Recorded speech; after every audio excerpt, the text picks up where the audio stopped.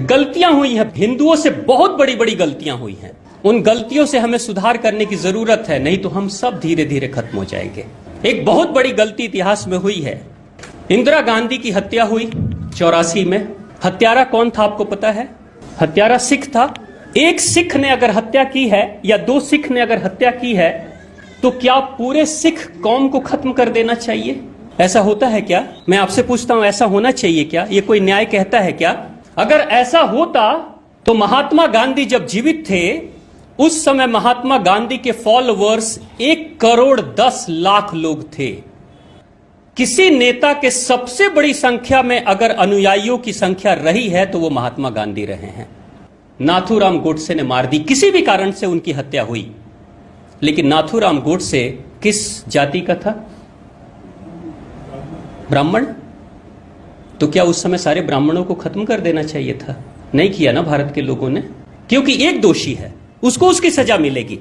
लेकिन यहां सिख जब दो सिख मारते हैं तो सारे सिख को चुन चुन के उनके दुकानों को लूटा गया, उनके घर को लूटा गया, उनकी हत्या की गई। मैं उस समय छोटा बच्चा था, मैंने भी देखा कि हिंदू लूट रहे थे दुकानों को। और ये सिख कौन है?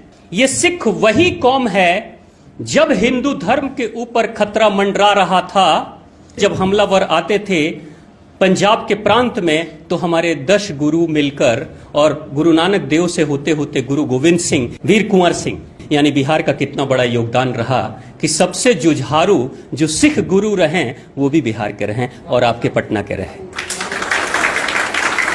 इतना बड़ा योगदान। वो सिख गुरु किसकी रक्षा के लिए कर रहे थे? सब कुछ हमारे पूर्वजों की रक्षा के लिए अपना बलिदान दे रहे थे। वीर कुंवर सिंह 80 साल की उम्र में हाथ में गोली लगती है, और कैसी मिट्टी के गुरु बने होंगे, कैसा बिहारी रहा होगा कि तलवार से अपने हाथ को काट देता है और फिर भी लड़ाई लड़ते रहता है। कैसा रहा होगा वो योद्धा? वैसे गुरु, जिस बिहारी गुरु ने सिखों को इतना शक्तिशाली बनाया, 1970, 75, 80 तक हर परिवार से, हिंदू परिवार से एक नौजवान लड़का सिख बनता था। अगर 4 बेटे होंगे तो एक सिख बन जाएगा गुरुजी।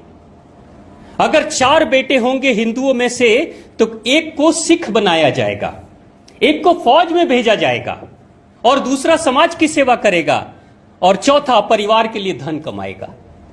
कैसी सोच थी भारत की। लेकिन ये 70-80 तक सिख बनाया जाता था। 84 में एक सिख ने हत्या कर दी, और उसके बाद से यही हिंदू उठते हैं और अपने ही रक्षकों का कत्लेआम सरेआम करते हैं। ये भी भूल गए कि रक्षक है हमारा, ये हमारी रक्षा करने वाली कौम है, लेकिन हमने मार दिया 1984 में, क्योंकि सिख मुट्ठी भर थे।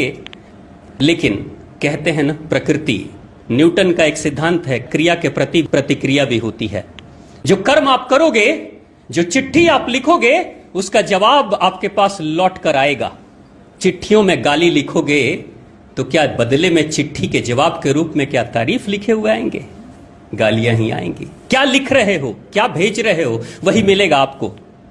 हिंदुओं ने किया 84 में, और ठीक 6 साल के बाद पंजाब से कश्मीर की दूरी सिर्फ 300-350 किलोमीटर है। अगर ऑन रोड भी जर्नी किया जाए तो 6 से 7 घंटे, 8 घंटे में पहुंचा जा सकता है। अनाउंसमेंट कराया गया कश्मीर में मस्जिदों से कि हिंदुओं, या तो तुम इस्लाम स्वीकार कर लो और नहीं तो मरने के लिए तैयार रहो, या कश्मीर छोड़कर भाग जाओ, अपना घर, अपनी बेटी, अपनी बहू को छोड़कर जाओ। यह अनाउंसमेंट हुआ 1-2 दिन नहीं, कई दिनों तक। बगल में ही सिख कौम है जो हिंदुओं की रक्षा करती है, वो नहीं आए, और 70,000 हिंदू ब्राह्मण मारे गए। कत्लेआम हो गया, बलात्कार हो गया, सब कुछ हो गया, देखते रह गए। जब तुमने अपने ही रक्षकों का भक्षण कर लिया तो क्या उम्मीद करते हो कि जिस समय तुम खतरे में आओगे उस समय तुम्हारी रक्षा करने कोई आ जाएगा? वफादार जो कोई प्रहरी था आपके धर्म का, उसी को मार डाला आपने। और सोच के विचार करके देखिएगा, जिसके लिए सिखों को मारा, मैं कहूंगा नहीं, लेकिन आपको भी पता होगा कि क्या वो हिंदू हैं? आप खुद, आप सब समझदार हैं, जानते हैं ऐसी गलतियां हुई हैं हमसे। इन गलतियों को सुधारने की जरूरत है।